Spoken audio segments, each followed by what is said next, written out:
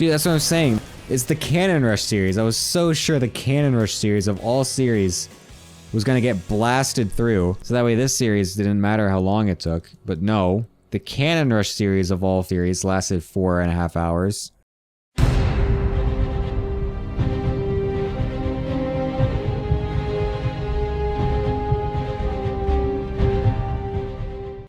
Alright, here's the latest Archon drop of all time, but it's gonna get some pretty decent damage because it's so unexpected. 4 drone kills and some lings is not too bad.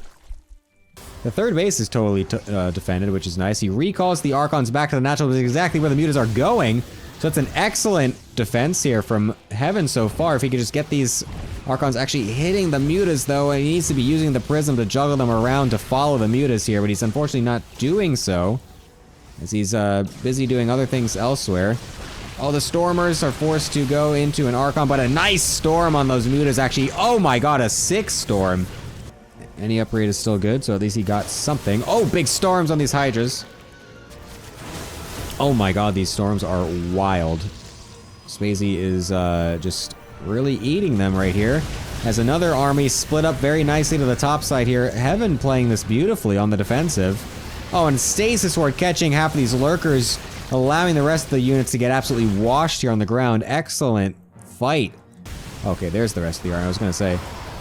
Alright, they will burrow those lurkers though, but actually no detection, which means this one single lurker is actually gonna get some really good splash damage on these Templar.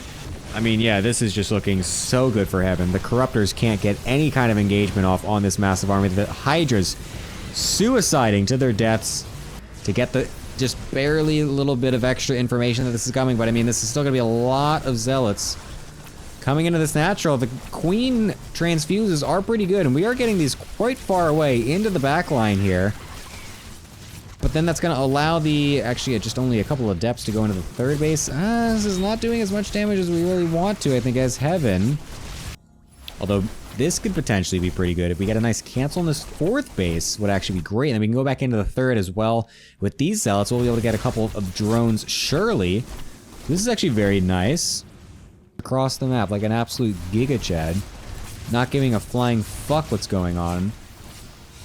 And I mean, it's gonna work. It's gonna force Spacey back, because otherwise he would be losing all of his drones. Let that happen, which honestly just might not happen. This is gonna be a lot of Roach Ravager, or sorry, Roach Hydra, I mean. Waltzing on in. We're on 80 probes and 3 bases. Definitely a bit of a misuse of the income, although, hold up. Zealots warping in with the Phoenixes lifting up the Hydras. I mean, it looked good for a split second there, but then the mutas come back in.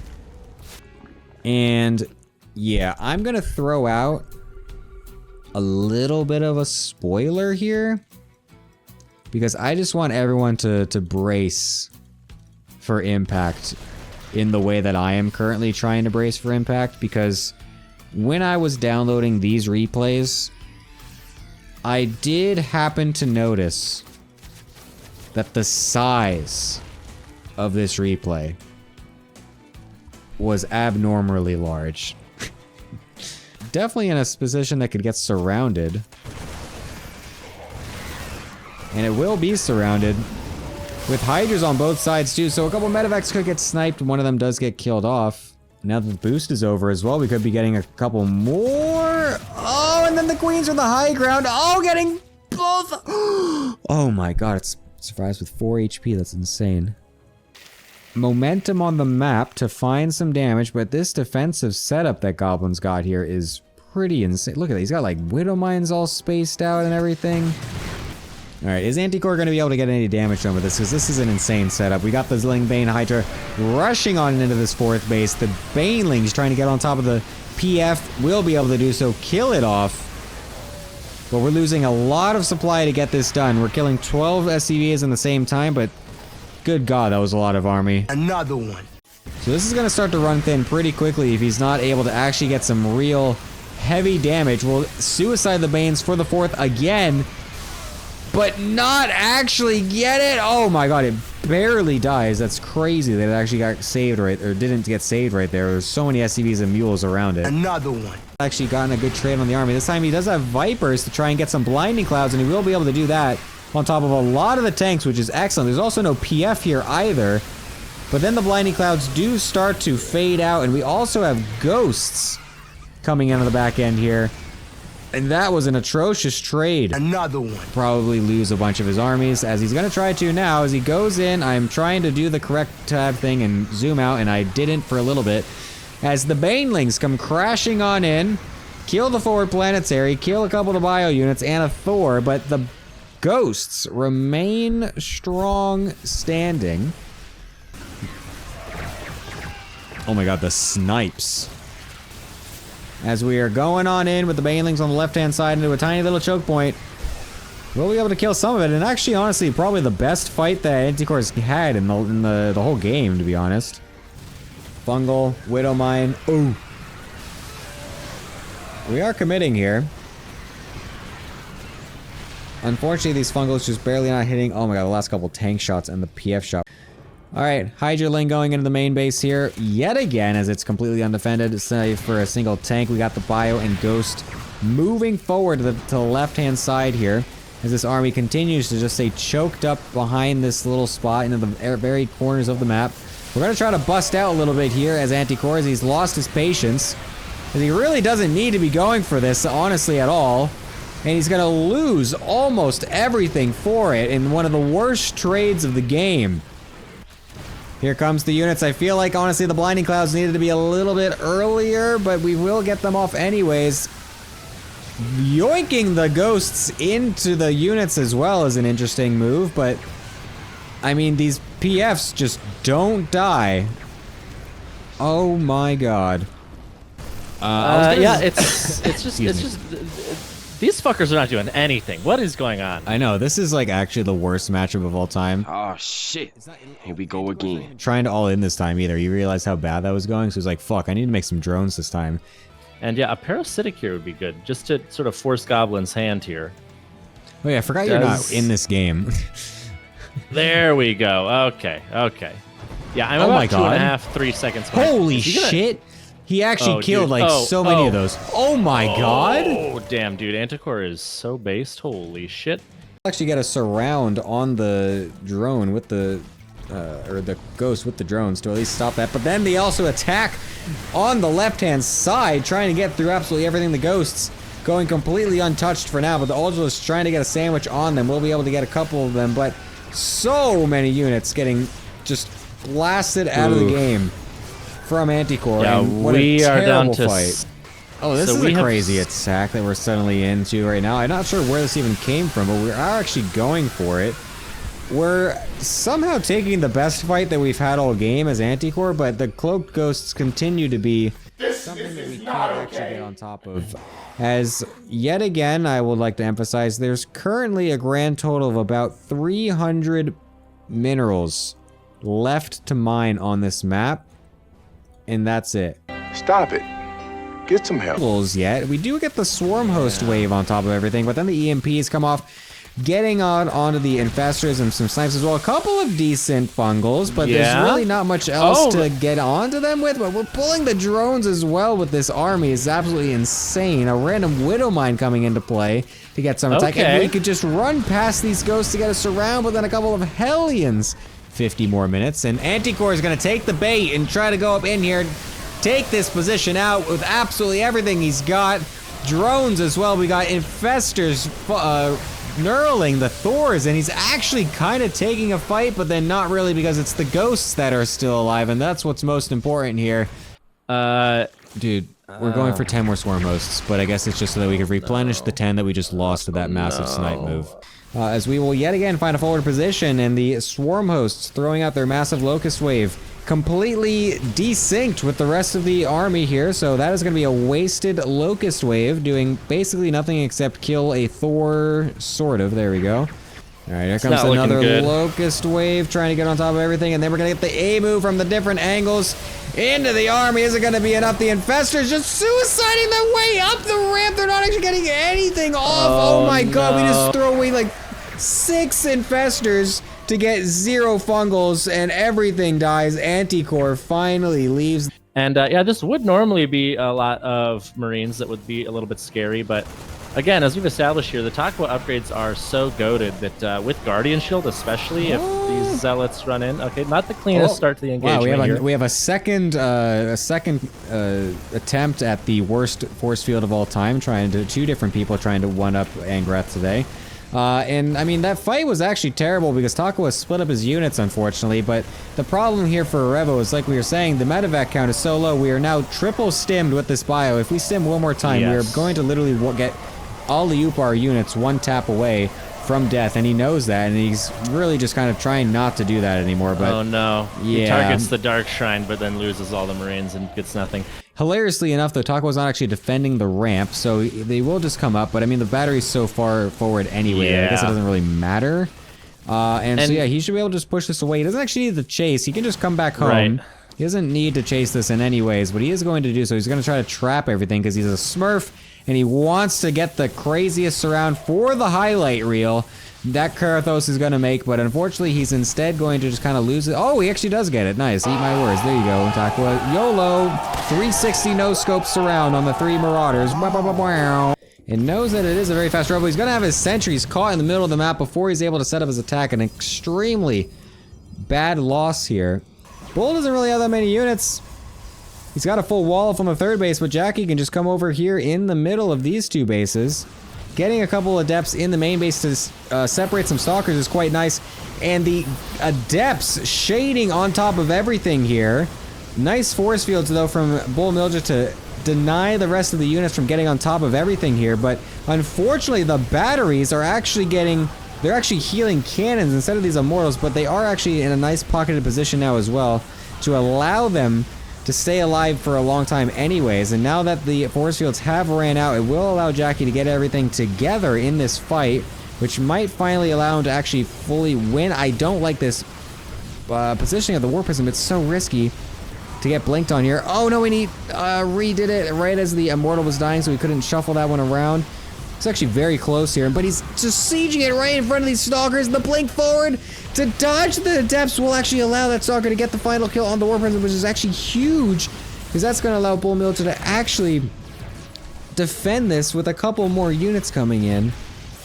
These sites are going to swipe away for free onto all of these units and tech structures, letting Bull Milja walk over to this 4th base as well for free. Completely out of position. Jackie frantically trying to find his way. Oh, Pylon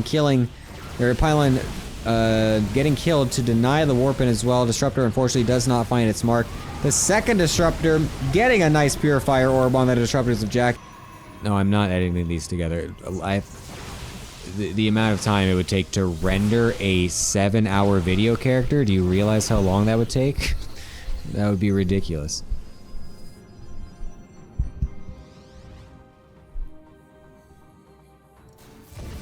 Oh my god, there's an Oracle in the base. What the fuck? I didn't realize he went for an Oracle before Void Ray. Okay, well, that's gotta be that then, because that is just an insane amount of damage. We had no idea this was coming as Bull. Literally every probe was gonna die. And Chris is getting into that classic Terran defensive position, where he just sort of sets up the units that don't need micro and hopes that the Zerg attacks into him, which is going to work, by the way, because Gort is just sending it with a shitload of roaches. What is his plan against a flying unit, I wonder? Doesn't matter. He turns away and goes home. Interestingly, at the 12 o'clock position, Gort is doing what's known as a little bit of a pro gamer move, and just for getting a bunch of Overlords. Dude, look at the right side. Holy shit. Oh my fucking god, what are these things doing here? What is Gort's obsession with sending the Overlords across the map? And why is Zorbo Chris not just killing all of them? What? Oh, okay. So... yeah. Gort going to right-click on a PF. Shockingly, that's not going to work, actually. He will eventually kill it, but he will lose so many units, not only to the PF, but also to the army, which is moving over to intercept him. An incredibly bad trade for Gort.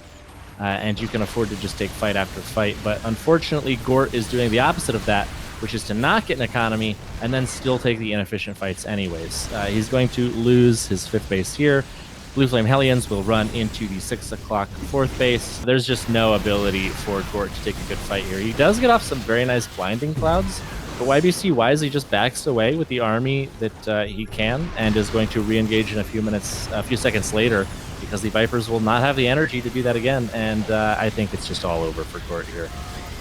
He will clean up most of the Cyclones. Yeah, things at the front are getting cleared out a little bit. The tank line at the back is what the problem here, though, is from Gort, and a lot of his supply is in production right now. Decimate YBC's economy with Baneling drops from these Overlords, and then win the game.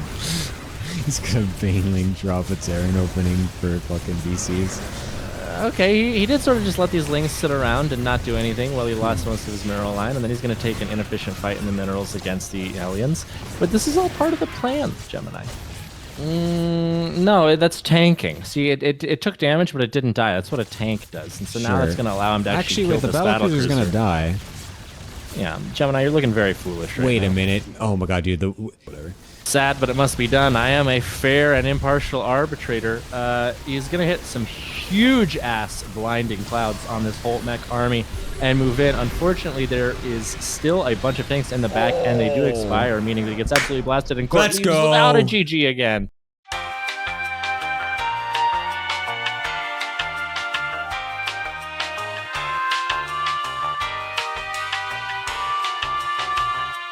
Dude, I find it so funny that he's still doing the fucking Overlord spread shit, which is like such a funny thing, and I don't know. It's just something about it. The fact that he lost so many Overlords last game to it, and he's just doing it again, is just like.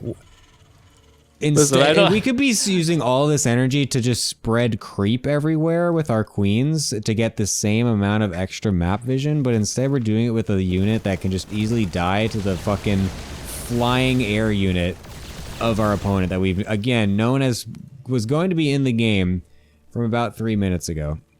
I just want to tell you something, that there are actually 11 Overlords on the map right now, and currently 9 of them are on his opponent's side of the map. So yeah, he's going to be incredibly supply blocked here. If another one is going to die. Yeah, he's going to lose that one, and then this YBC one on the should fly into this other one. Yep. What is going on? They're right here. They're just hanging out. Just having a fun time. And the battlecruiser's somehow going to find them, as the Hellions will run right under too.